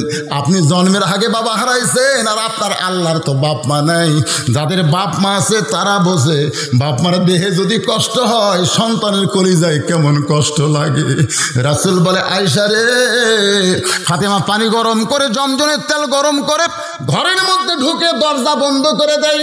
আমি বললাম, আর দরজা বন্ধ করিস না। ফাতেমা বলে, বাবা সন্তান যখন বড় হবে তারে গোসল করাবার গেলে দরজা বন্ধ করতে হয়। রাসূল বলে, আয়েশা, ফাতেমার উরাতকে বালিশ বানায় দিয়া ফাতেমা আমার দেহের কাপড় খুলে যত জায়গায় তাইফবাসী পাথর মারছে, ওই নরম কাপড় গরম পানির মধ্যে চুবড়ায়া চুবড়ায়া আমার গোটা দেহ পরিষ্কার করে ওই নরম আঙ্গুলে যখন জয়তুনের গরম তেল নিয়ে আমার ক্ষতস্থানে লাগায়া দেয়, আমি কখন নবী জানো ঘুমায় গেছি, আমার মনেই নাই। আমি ঘুমের ঘরে স্বপ্নে দেখি আমার শিয়রের পাশে আমি না দাঁড়ায় কাঁদতেছে। আমি নবীর স্বপ্নকে সত্য মনে করে বললাম, মা আইসেন যখন আর আমি যাইতে দেব না। এই বলে মা আমিনার খপ করে হাতটা যখন চাইপা ধরেছি স্বপ্নে, এমন সময় ফাতেমা আমার কপালে চুমা খায়। ফাতেমার চোখের পানি আমার চোখের মধ্যে ঢুকে ঘুম থেকে চেতন পেয়ে বলি, ফাতেমা তুই সবসময় কান্দিস নাকি? ফাতেমা বলে, বাবা আপনি স্বপ্নে মা বলে আমার হাতটা চাইপা ধরছেন, এখনো পর্যন্ত আপনি হাতটা ছাড়েন না। রাসূল বলে, ফাতেমা মা বলে তোর হাতটা যদি চাইপা ধরি তাহলে তুই শুনে নে, তুই আমার মেয়ে হবার পারিস, কিন্তু কলিজার মধ্যে তুই আমার মা। আবু যার গিফারি বলে, কবর তোর মধ্যে এমন একজন বিবিকে রাখা হবে যার স্বামী হলো আসাদুল্লাহিল গালিব। কবর রে, তোর মধ্যে এমন একজন মাকে রাখা হবে যার দুইটা সন্তান জান্নাতি যুবকের সর্দার হবে। রে কবর, খবরদার বেয়াদবি করবি না। এই বলে আবার যখন কোদাল মারতে চায়, গায়েব থেকে কে যেন বলতেছে, এটা কিন্তু ফাতেমার জন্য নয়, এই শব্দটা আমাদের জন্যে। ধরে কোন কার জন্যে?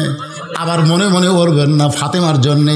ফাতেমার জন্য নয়, দুনিয়ার সমস্ত যারা মৃত্যুবরণ করবে মুসলমান হয়ে তাদের জন্যই বলা হচ্ছে।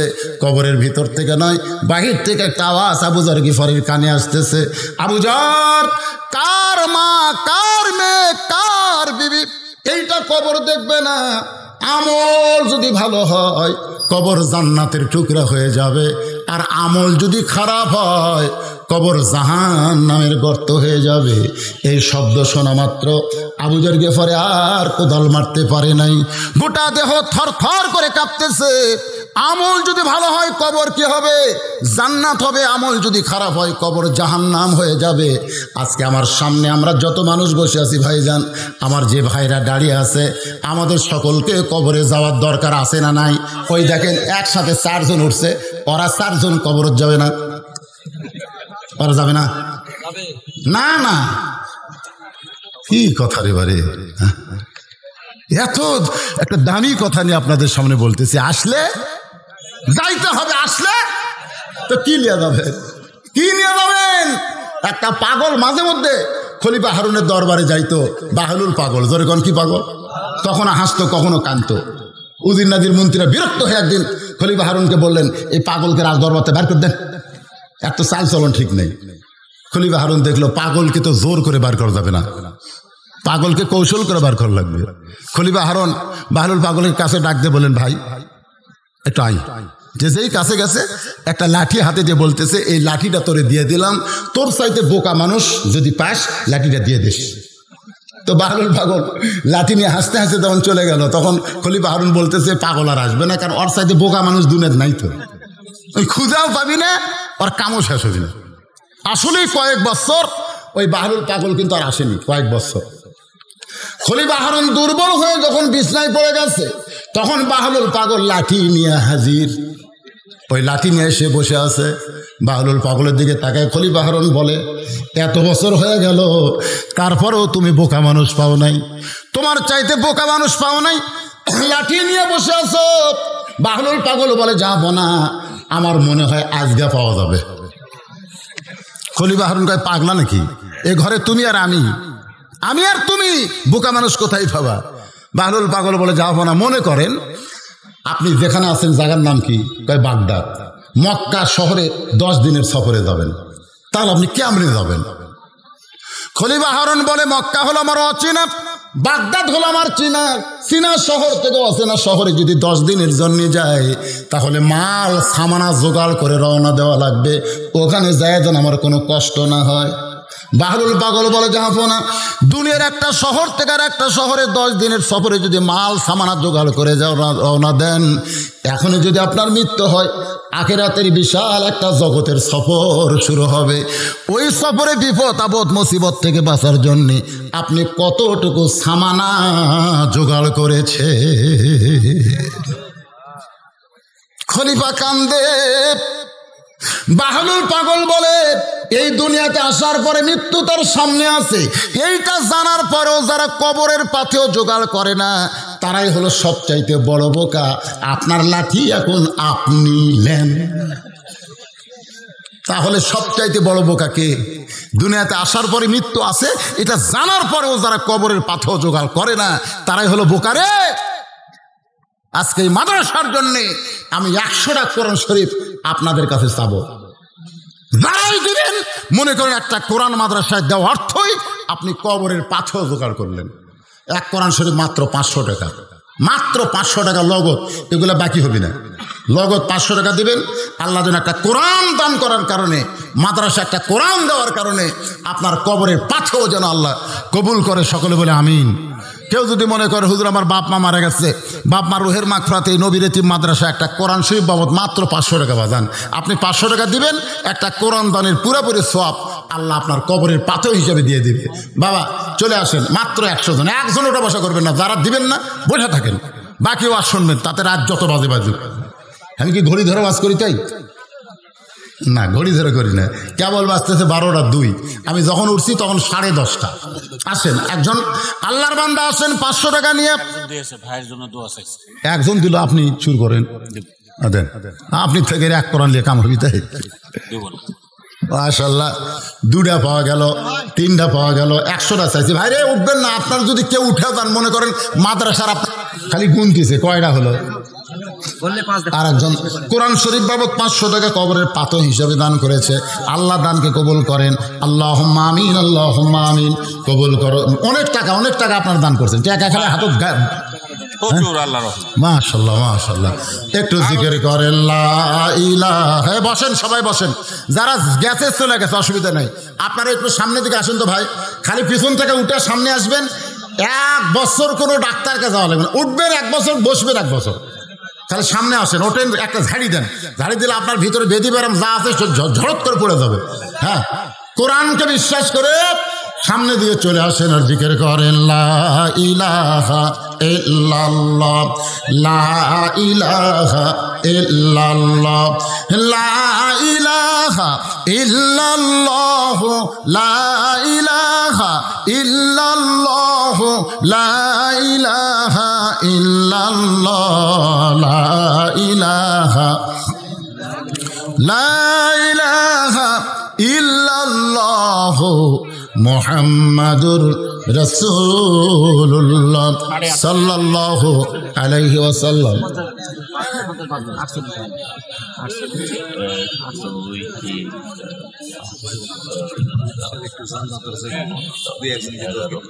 জানলা লাগবে। মাদ্রাসায় নতুন ঘর হয়েছে, মাদ্রাসা হচ্ছে আল্লাহর নবীর ঘর। সে আল্লাহর নবীর ঘরে জানলা লাগবে। আপনাদের মধ্যে এমন কোন আল্লাহর পাগল আছেন যে নবীর ঘরে একটা জানলা দিয়ে আপনার কোমরে আল্লাহ জান্নাতের জানলা খুলে দিবে? এরকম কেউ আছেন যে হুজুর সবই পড়ে থাকবে, কিছুই নিয়ে যাওয়া যাবে না, কাপড়ের কোনো পকেট নেই? আপনাদের মধ্যে এমন কোন আল্লাহর পাগল আছে নবীর আশেক যে নবীর এতিম ঘরে একটা জানলা দিবেন? কি নাম?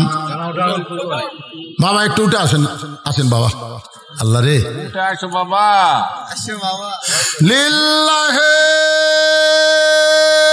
তাকবীর। নাম কি বাজান? আপেল মাহমুদ খোকন। নবীর ঘরে একটা জানলা, ধরে গান মারহাবা। আপনি কি খবর চাচ্ছেন? নবীর প্রেম যদি কলিজায় না থাকে এমনি উঠছে? আরে আমরা নবীকে ভালোবাসি, সেই নবীর ঘরে একটা জানলা দেওয়া লাগবে। খোকন দিয়েছে একটা জানলা, কয়টা লাগবে? 8টা লাগবে। একটা জান্নাত তো 8টা বারে, মিলে গেছে বারে। 8টা জান্নাত 8টা জানলা। 8টা জান্নাত। জান্নাত কয়টা? জানলা কয়টা? প্রত্যেকটা জান্নাতের বিনিময়ে একটা করে জানলা। সুবহানাল্লাহ। 2 নম্বরে কোন আল্লাহর পাগল আছেন একটা জান্নাতের দরজা খোলার জন্য নবীর মাদ্রাসায় একটা জানলা দিবেন? ভাইরে বলেন কত টাকা কত হলে ডাক্তার খায়? আজকে নবীর মাদ্রাসায় দিলে আপনি জান্নাতের দরজা খোলা পাবেন। কে তুল্লা হাত?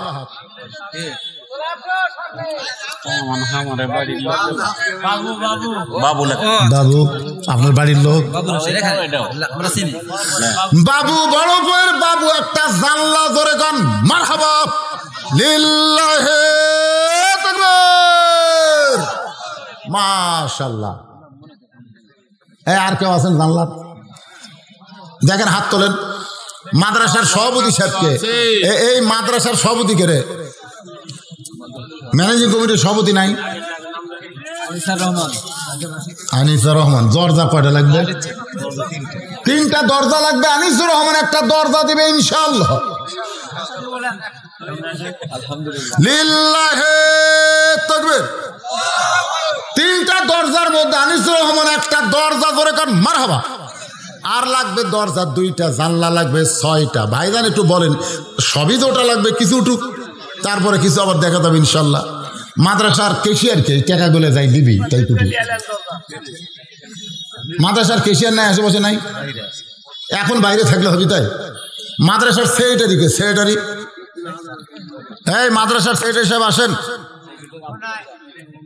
নাই, সেক্রেটারি নাই। আব্দুর রাজ্জাক সাহেব আসেন, আসেন, আল্লাহর রাস্তা আসেন। একেবারে আমাদের বগুড়াতে উদেন উদেন উদেন বোঝেন, মানে এদিক দিয়ে শিয়াল ঢুকবে, ওই দিক দিয়ে বাড়ি, দরজাও নাই জানলাও নেই, সব ফাঁকা। এই যে আমার নবীর ঘর, আল্লাহর রসুলের ঘর, মহব্বত কোরআনের ঘর, সেই ঘরে জানলা দেওয়া মানেই জান্নাতের দরজা খোলা। ভাইজান 2টা হচ্ছে, 3 নম্বরে কেউ নাই? একটু বলেন, এটাই কবরের পাতেও হবে রে, কবরের পাতে হবে। আহা, শয়তান বুঝবার দিচ্ছেন। মিন শাররিল ওয়াসওয়াসিল খান্নাস, খালি ভিতরে খান্নাস কি দিচ্ছে? ওয়াসওয়াসা দিস না, দিস না। কি বাবা এ হাত তুললো, কিছু কয় নাকি? নাই, আর কেউ নাই? জিকির করেন লা ইলাহা ইল্লাল্লাহ। এটা কত হচ্ছে? 12,350। এটা কি বেচা? এটা হলো রে 500 করে দিলে তো 12,000 হবে। 350 দানের পরিবর্তন। 12,000 মানে কয়টা কোরআন হচ্ছে? 24টা কোরআন। চাইছিলাম 100টা, পাইছি 24টা। যদি কোন আল্লাহর পাগল বলে হুজুর 25টা কোরআনের জন্য একটা কোরআন শরীফ দেব, তাহলে 500 টাকা এখানে জমা দেবেন। ভাইজান 2টা জানলা একটা দরজা হয়েছে, লাগায় কোনো কাম হবি না। 3টা দরজা অন্তত লাগবে, তার মধ্যে একটা পাওয়া গেছে। 2 নম্বরে মাদ্রাসার সেক্রেটারি সাহেবের নামে একটা লেখেন, লেখেন। মাদ্রাসার সেক্রেটারি আসে না তো কি করবি? হ্যাঁ, সেক্রেটারি সাহেব আসেন। মাদ্রাসার কেশিয়ার সাহেব, এটাও নাই, কেশিয়ার সাহেব নাই। মাদ্রাসার সদস্য নাই, এই মাদ্রাসার সদস্য নাই। এমনি এমনি মাদ্রাসা চলে, সেগুলো দাওয়াত দেননি না, আসেনি তো। সদস্য কে আছেন? এটা মাদ্রাসার সদস্য। কি দিবেন ভাই, আপনি কি দিবেন? কোন 2000 টাকা। একটা জানলাত কত লাগে? তো 6,000 4,000 টাকা দিয়ে একটা জান্নাতের দরজা খোলা, এটা দাতা কথা। 8টা জান্নাত 8টা জানলা, কি কম দেওয়া যাবে? ও খালি দিবের চাই, পরে যদি না পারি কথা দুই রকম করবে না, তার মানে উনি 2000-এর মধ্যেই থাকবে। আল্লাহ দানকে কবুল করেন। নেক নিয়ত 3000 করে বলেন মারহাবা। হাফ জানলা হতে পারে, হাফ জানলা রে। আর একটা সদস্য 3 দিয়ে একটা জানলা করা হলেন। আর একটা সদস্য কেউ নাই এখানে? আপনি সদস্য? এই বাবজান কি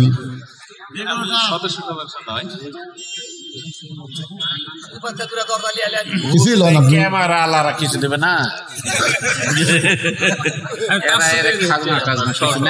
ও সহসভাপতি, আপনি একটা কিছু দেন। 5,000 আগে দিচ্ছেন? মাশাআল্লাহ, এগুলো কাম তো আগে হয়ে গেছে। পরে যেটা হচ্ছে এটা হলো বোনাস। বোনাস হচ্ছে না? মাশাআল্লাহ। লিল্লাহি তাকবীর। নাম কি বাবজান? মোহাম্মদ আব্দুল হাকিম দেওয়ান। একটা জানলা করে কান মারহাবা। তাহলে কয় জানলা হলো? 3টা জানলা হয়েছে। 3টে। 4টা হয়েছে। আর একটা কে দিছে? আগে 4টা হয়েছে। লিখতেছেন না? এ জানলা কয়টা হলো রে? 3.5টা হয়েছে। কি নাম? আবু সাইদ। একটা জানলা করে কান মারহাবা। 4টা জানলা হয়ে গেছে। 4 জানলা হয়ে গেছে। এগুলো লেখা লাগবে ভাই রে, পরে কিন্তু আদায় করে দে, সমস্যা নাই। দিয়ে দিবি, এমনি দিয়ে লেখা দিছে। মাশাআল্লাহ মাশাআল্লাহ। মোখলেছুর রহমান একটা দরজা। জানতো জানতো, হাত দেন তো দেখি। মায়ের জন্য দোয়া করে। লিল্লাহি তাকবীর। মোখলেছুর রহমান মায়ের রুহের মাগফিরাতে একটা দরজা জোরে গান মারহাবা। আর একটা দরজা হলে অন্তত দরজা আটকান গেল। আর একটা দরজা বাবা, 3টার মধ্যে 2টা হয়ে গেছে। 2টা হয়ে গেছে আর একটা দরজা। আর একটা দরজা বলেন কত টাকা, কত হলে, কত দিকে চইলা যায়। মাদ্রাসায় নবীর ঘরে দরজা দিলে নবী শাফিউল মুজনিমিন কঠিন মুসিবতের সময় সুপারিশ করে আপনাকে জান্নাতে নিয়ে যাবে। সেই নবীর মহব্বতে একটা দরজা বলেন, বলেন বাবা বলেন। একটা দরজা। ওই পারে বসে আছো উনি কি? না এখানে বিজ্ঞাপনে সভাপতি টভাপতি কিছু না? হ্যাঁ না, লাগ ধরে আছে, বরের মতন লাগ ধরছে। আপনি থেকে কন মাশাআল্লাহ হয়ে গেছে, হয়ে গেছে। কে রে হাসতে হারামি লয় রে, জান্নাতের দরজা। কই হ্যাঁ কথা রে। লিল্লাহি তাকবীর। আজকের মাহফিলের সম্মানিত সভাপতি সাহেব একটা দরজা ধরে গান মারহাবা। আর দিবার চাইলেও দরজা নেওয়া যাবে না, কারণ 3টা দরজা, 3টাই হয়ে গেছে। জানলা হয়েছে 4টে। খায়রুল ইসলাম কি দিল? খায়রুল ইসলাম একটা জানলা করছে দান। আল্লাহ খায়রুলের দানকে কবুল করে জান্নাতের মালিক বানান। বিয়া শাদী হয় নাই কেটে, যুবকটা কোন জায়গা সেটা কোনটা? খায়রুল কুন্ডে কেড়ে বিয়া হয় না কেড়ে, কোন দেশ হতে এ দেশত বিয়া হবে না, এটা একটা কথা। ডাক দেন তো। অনেক বড় জানলা হয়ে গেছে 5টা, 5:30 আমরা ধরলাম না, পরে 5টা জানলা হয়ে গেছে, আর মাত্র 3টা লাগবে।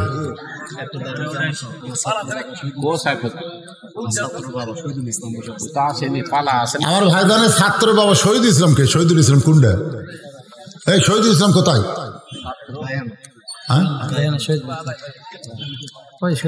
কোথায়? সামনে দাঁড়ান। আপনি একটা জানলা দিবেন।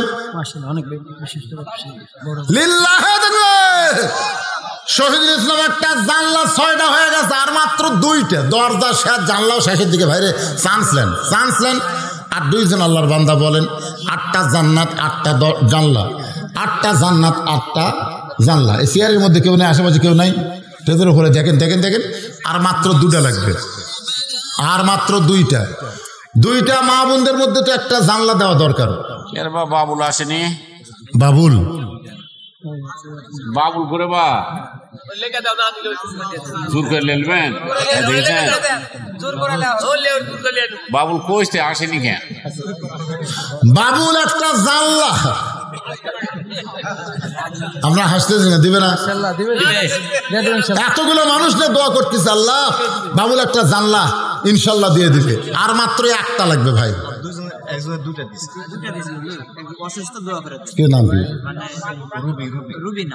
রুবি নামে একজন মা আমার একাই 2টা জানলা, জোরে গান মারহাবা। অসুস্থ মানুষ দোয়া চায়, আমরা দোয়া করে দিব আল্লাহ যেন তাকে পুরাপুরি সুস্থতা দান করে, জোরে গান আমিন। আমিন আল্লাহ আমিন। দানকারীর জন্য হও তুমি জান্নাতেরও জামিন। হয়ে গেছে বাবা, জানলা দরজা শেষ, একটা বেশি হলো। এখন ছাত্রছাত্রী লাগবে নাকি সেটাতে বললেন, সে বলে দেবো তাহলে। ছাত্রছাত্রী তো লাগবেই, পাটা দিবে। জেসমিন, ও আগে দোয়া হলো রুবি কয়ে, একই নাম নাকি? জেসমিন রুবি বাতিল। জেসমিন অসুস্থ মানুষ, 2টা জানলা। আমরা সকলেই দোয়া করবো আল্লাহ জেসমিনকে যেন পুরোপুরি সুস্থ করে দেয়, জোরে কান আমিন। একটু জোরে বলে আল্লাহুম্মা আমিন, আল্লাহুম্মা আমিন। বাজান গো হযরত আলী গভীর রাত্রে ফাতেমারে কান্দে করে নিয়ে ওই জান্নাতুল বাকির পূর্ব কোণায় সবুজ রঙের বাতি জ্বলতেছে। ওই বাতি বরাবর তাকায় দেখে কবর খননকারী আবু যর গিফারি নাই। আবু যর গিফারি বলে ডাকে, কিন্তু আবু যর গিফারিকে আল্লাহ তাআলা আগেই কবর থেকে সরায় নিছে। হযরত আলী ফাতেমারে দাফন করার পরে কবরে যখন মাটি দেওয়া শেষ, এমন সময় আসমানের দিকে তাকায় বলে, আল্লাহ আমার বিবি ফাতেমাকে তুমি কবুল করো।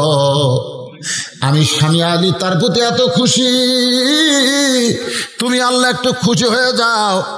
এই দোয়া করার পরে তাকায় দেখে সামনে কয়েকটা পুরাতন কবর দেখতে পায়, সামনে কয়েকটা পুরাতন কবর দেখতে পায়। এইমাত্র ফাতেমার কবর দেওয়া হলো, সেই নতুন কবর গেল কোন জায়গায়? ফাতেমার কবর। ফাতেমার কবর বলে হযরত আলী যখন চিৎকার দেয়, এমন সময় কে যেন বলে, আলী আমার ফাতেমা পর্দা নিশি, আমি আল্লাহ জোহরা ডিগ্রি দিয়া ফাতেমার কবরকে কিয়ামত পর্যন্ত পর্দা করেছি। আমার বাবাজিরা, আমাদের ঘরে ফাতেমা আছে, আমাদের ঘরে বিবি আছে, আমাদের ঘরের বিবিকে পর্দার মধ্যে রাখতে হবে। হাক্কা তুকাতিহি, যদি এই ডিগ্রিটা অর্জন করতে চায় তাহলে নারীদের জন্য পর্দা ছাড়া অর্জন করা সম্ভব না। আর আমরা যারা পুরুষ মানুষ, এই যে আল্লাহ নবীর এতিম মাদ্রাসা, যে মাদ্রাসায় অকাতরে আমরা দান করলাম, এইরকম মাদ্রাসা বর্তমান সরকার ইচ্ছা করলে চালাবার পারে, কিন্তু সরকার প্রাইমারি চলায়, মাদ্রাসা চলায় না। আপনাদের মতো মানুষের দ্বারা আল্লাহ হাক্কা তুকাতিহি যথাযথ ভয় ধারণ করার জন্যে এই মাদ্রাসাগুলো টিকায় রাখছে। সোনাল্লাহ কন্যা খেন আগডুম বাগডুম ঘোরাডুম সাজে ঢাক ঢোল ঝাঁদর বাজে, আই টিয়ে নাও ভরা দিয়ে না লাগালো বোয়াল মাছে চাইলে থেকে ভোদন নাচে। এই মিথ্যা শিক্ষা যেখানে দেওয়া হয়, তার হেডমাস্টার বেতন শুনলে মাথা খারাপ। মোসর তাও দেয়ের ঘুরে বেড়ায়, কয় শোন রে, চাকরি গেলেও বসে থাকে বেতন, শেষে 1 কোটি টাকা পাবি। ওই যদি মোরা যায়, বউ যতদিন বাঁচবি ততদিন পাবি। আর তোর আলিফ বা তাসা শিখা কি পাস? হ্যাঁ, এই মাদ্রাসাগুলো একমাত্র আত্তাকুল্লাহ হাক্কা তুকাতিহি যাদের কলিজার মধ্যে আছে, তারাই মাদ্রাসার শিক্ষকগত করতে পারতেছে। জোরে কোন কথা ঠিক কিনা ভাইজান? এটা জাতা কথা নয়। আর আপনারা যারা এই যে এত রাত ধরে ওয়াজ শুনতেছেন, আবার মাদ্রাসা অকাতরে দান করলেন, আল্লাহ আমাদের সকলকে কবুল করুন। যখন মৃত্যুবরণ হবে আমরা যেন মুসলমান হিসাবে দুনিয়া থেকে বিদায় নিতে পারি, আল্লাহ কবুল করুন। সকল বলে আল্লাহুম্মা আমিন। আস্তাগফিরুল্লাহ রাব্বি মিন কুল্লি যামবি ওয়া তুবু ইলাইহি লা হাওলা ওয়ালা কুওয়াতা ইল্লা বিল্লাহিল আলিয়্যিল আযীম। আবার 500 টাকা কোরআন শরীফ বাবদ পাওয়া গেছে, 26টা হলো, মাশাআল্লাহ 26টা হয়ে গেছে। 4 জন আল্লাহর বান্দা দিলে 30 পারা কোরআন, 30টা কোরআন পাওয়া গেল। 4 জন, জোরে কোন কয়জন? 4 জন, 26 হয়ে গেছে। কোরআন কয় পারা? 30 পারা। তাও মানুষ কবার এবারে যাকে 100টা হুজুর চাইছিল, 30 পারা 30টা পাশে রে। তাও জনগণ বলবে, দেখেন তো 4 জন আল্লাহর কোনো পাগল আছেন যে নবীর এতিম মাদ্রাসায় কোরআন শরীফ বাবদ কবরের পাথেও জোগাড় করার জন্যে মাত্র 500 টাকা দিবেন। আল্লাহ যেন কবরের পাথে হিসাবে কবুল করে। জোরে বলে আল্লাহুম্মা আমিন। মাশাআল্লাহ মাশাআল্লাহ, ছোট্ট একটা বাচ্চা চলে আসতেছে একটা কোরআন নিয়ে, মাশাআল্লাহ। কেরে বারে কয়টা রে? লিল্লাহে তাকবীর। আমার মন কত ছোট। আমি বলতেছি একটা নিয়ে আসতেছি, একটা ওই 4 আনছে। সুবহানাল্লাহ। আসলে ওটা কে হয়? ভাতিজার হাতে চাচা 4 কোরআন বাবদ 2000 টাকা করছে দান। 30 পারার সঙ্গে মিলে গেল ভাইজান। আল্লাহ পাক আমাদের সকলকে কবুল করুক। সকলে বলি আল্লাহুম্মা আমিন। সবাই আল্লাহর দরবার হাত তুলি আল্লাহুম্মা আমিন। আল্লাহুম্মা আনতাস সালাম ওয়া মিনকাস সালাম তাবারাকতা ইয়া যাল জালালি ওয়াল ইকরাম। আয় আল্লাহ তাআলা, তোমার বান্দারা সেই সন্ধ্যা থেকে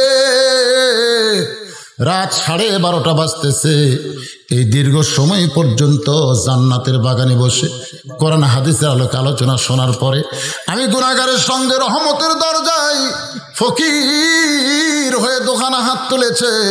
আল্লাহ মেহেরবানি করে আজকের মাহফিল আমাদের সকলের হেদায়েতের জন্য, নাজাতের জন্য, জান্নাতের জন্য কবুল করো। এই মাহফিলের শুরু থেকে শেষ পর্যন্ত যত আলোচনা হয়েছে আল্লাহ, এর মধ্যে যদি ত্রুটি হয়, ভুল হয়, মাফ করে দিও। এর জাহাদিয়া মঞ্জুর করো। সোনার মদিনায় নবী পাকের রওজা মুবারকে কবুল করে নিও। তামাম আম্বিয়ায়ে কেরাম, আসহাবে কেরাম, তাবিঈনে কেরাম, তাবা তাবিঈনে কেরাম, তামাম পৃথিবীর মাটির নিচে যত মুমিন মুমিনা শুয়ে আছে আল্লাহ, সকলের আরওয়াহ পরে হাদিয়া কবুল করো।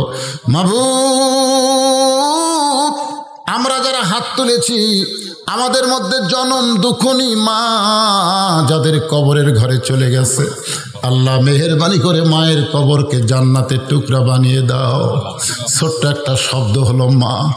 যাদের মা নাই, একটাবার চোখ বন্ধ করে চিন্তা করে দেখেন, মায়ের মতন আপন কেহ নাই রে দুনিয়ায়।